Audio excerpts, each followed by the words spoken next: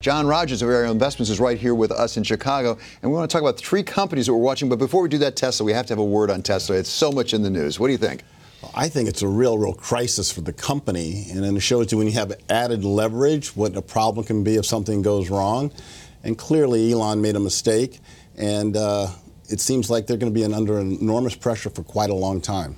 John, how does a bottom-up investor like you look at these high valuation momentum stocks that are really betting on the future and not margins of production now? How do you look at an investment like that?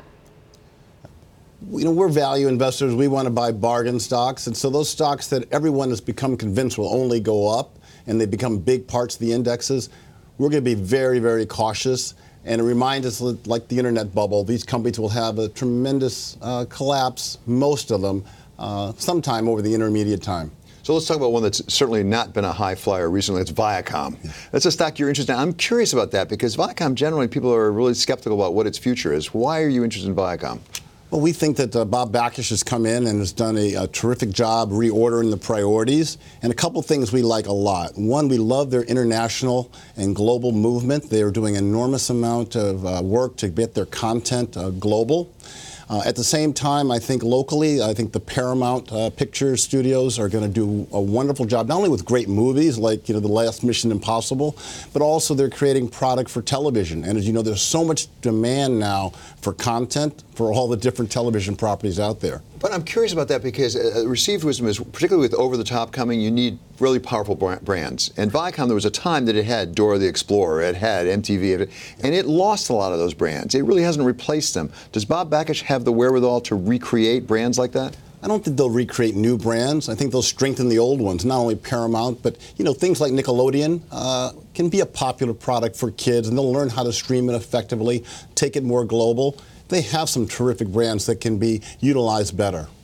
How about MSG? You're interested in that one as well. Tell us about MSG. We like, both Madison Square Garden itself. We think it's a great company, owning the Knicks and the Rangers, and someday the Knicks will come back and be world champions again. Oh, is that right? I'm convinced. When is that happening? I think it's in the next couple of years. I think the leadership there, Steve Mills and the management team, he's a great friend. They're going to do a wonderful job. And then Madison Square Garden Network, the regional sports net, is really, really cheap.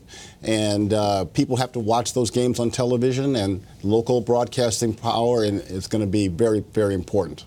Yeah, John, that was a story, say, even a year ago, that ESPN was going to be just fine, for example, because you have to watch live sporting events and you have to watch them on TV. But then we've seen ESPN subscribers kind of move lower, and we've seen sports events go to, like, Twitter, for example. What's the disruption possibility in an investment like MSG?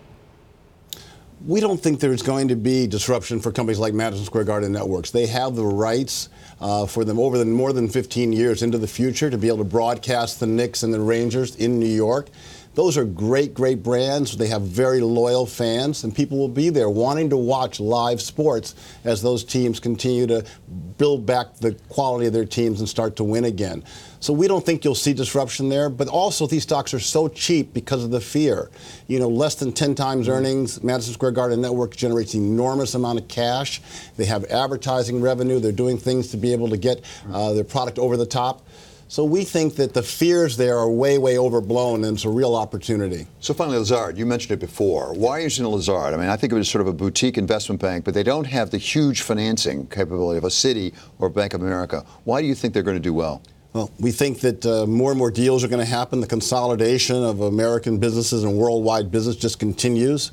And because they don't have the conflicts that some of the large international banks have, it's actually a benefit. The Lazard is a pure investment bank giving advice and counsel for CEOs when they really need it in boards of directors. And finally, they diversified so effectively. We just think it's great to be able to have the restructuring business along with the international and global and emerging markets, mutual funds, and money management business. You've got a really nice three-pronged platform there. What about some of the names like a Jefferies, for example, that have been loaning so much more as the big investment banks have gotten constricted in the loans that they can make? How do you view that, especially in light of the global leverage story? Well, we are starting to stay away from the sort of traditional banks. The traditional investment banks are not as interesting to us. The brokerage firms having to depend on transactions and research. We think that model is a little outdated, and it's not as profitable as the fee-generating kind of business that the major private equity firms and firms like Lazard have.